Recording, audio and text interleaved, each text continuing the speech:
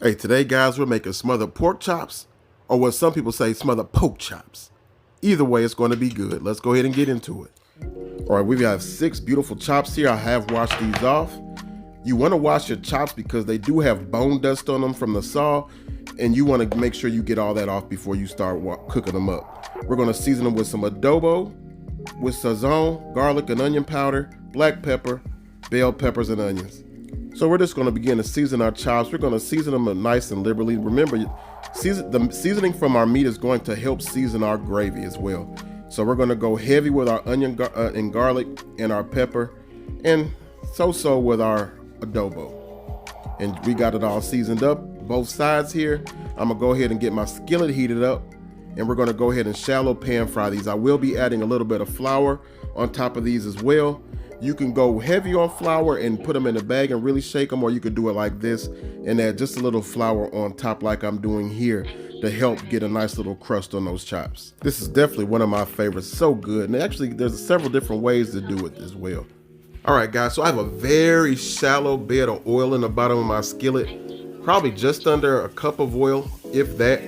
And we're just gonna put our chops down in that oil, and it's on a medium high. And all we're trying to do is just get a nice little brown on our chops. We're not trying to cook them all the way through. They're going to be cooking in that gravy as we smother them.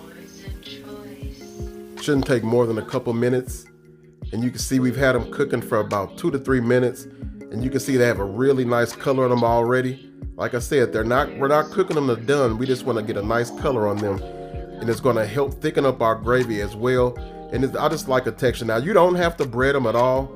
You can just pan fry them and still come out good. But I like to add a little bit of flour to mine as well. So we're just going to continue to let these go and brown up the other side. And I'm down to my last 2 here. They're looking good. So I'm going to pull them out, and we're going to make our roux for our gravy. We're not going to change anything out the bottom here. We're going to keep the same little oil that was in there, the same little bits, all that'll be fine. So again, I used just under a cup of oil, about 3/4 of a cup, and I have about 3/4 of a cup of flour. And we're just going to add that flour into that same oil and begin to stir it around and cook that flour taste out of this roux. Now, your gravy, the color of your gravy is totally up to you. I'm only going to cook this flour for about 1.5 minutes to 2 minutes just to get that flour flavor out.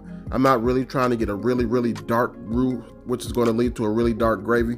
But if you wanted to do that, you just have to cook it a little bit longer. It's totally up to you. All right, family, so I've had my roux going for about 2 minutes now. So all I'm going to do now, I'm going to add in some of those peppers and onions, just about half of what I had on the plate, which I had a half of a whole red and green pepper and a whole small onion. And I'm just adding half to my roux. We're going to go ahead and mix that around as well, just to get it sweating a little bit. Not long, maybe a minute or so. Then we're going to go ahead and add in some chicken stock. We're using chicken stock for our gravy. Now, if you don't have chicken stock, you can use beef stock, or you could actually use water as well, but you would have to season your gravy a little bit more. This stock is really flavorful, so I'm not going to have to add too much salt or anything at all to it. So we just want to get just a little bit of our stock in, just to begin to activate that flour in that gravy and start beginning to thicken up. So once we get to this point where we are right now, we're going to begin to start adding back in our pork chops. I have probably just under 4 cups of chicken stock. We're going to see if that's enough to cover our chops for our gravy. If not, then we'll finish it off with a little bit of hot water. You want to try your best to make sure that all your chops are submerged, but if not, just kind of layer them in a way to where pretty much every chop will be submerged. That way you can make sure you have even cooking all the way through. And you can see how our gravy is beginning to get really thick right now. That's perfectly fine, because when we add in the rest of our liquid, it will loosen up some and it'll get you the consistency you want. Now we're going to finish adding in the rest of our chicken stock here. Again, this is a nice flavorful stock, so I'm not going to really worry about salt. And then we season our chops really well as well. And I'm just adding in a little bit of hot water to finish it off. And this is going to be enough for me to start. We will do some rotating and stirring around throughout the cooking process to make sure that everything gets an equal share of being submerged in the gravy. And once we get to this point, I'm going to take the rest of my peppers and onions that we had left, and we're just going to top off the top of our chops as well. Now, if you're not a huge fan of onions and peppers like I am, you don't have to use as many, but I think they add a lot of flavor to the smothered chops, and I just like doing it this way. We're going to bring our gravy to a simmer. So I actually have my heat on like a low right now, and we're going to let this cook for about 45 minutes to an hour until those chops get spoon tender. All right, guys, we've been going for about 25 minutes. I just want to check everything, make sure everything is cooking well, do some rotate, and we're going to put the lid on and continue to let it go. All right, family, we're 45 minutes in, and I just want to begin to start checking the tenderness right now to see how it is.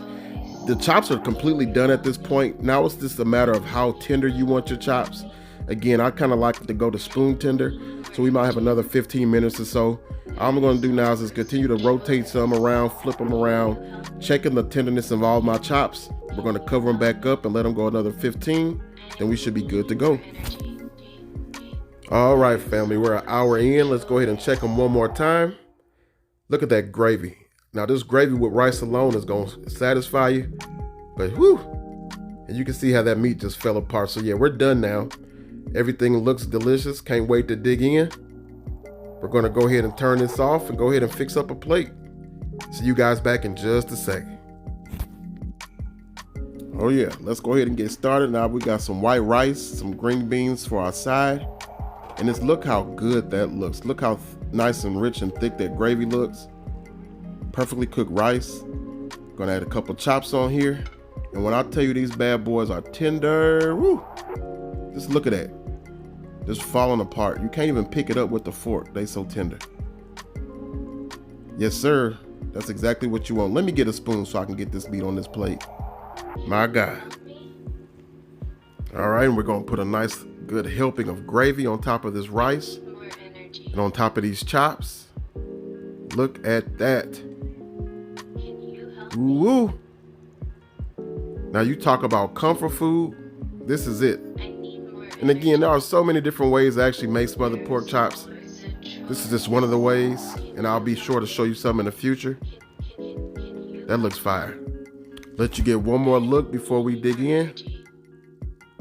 It's that simple, guys. Hope you guys enjoyed the recipe. Make sure to like, comment, subscribe, and share. Till the next time, we'll see you around. God bless.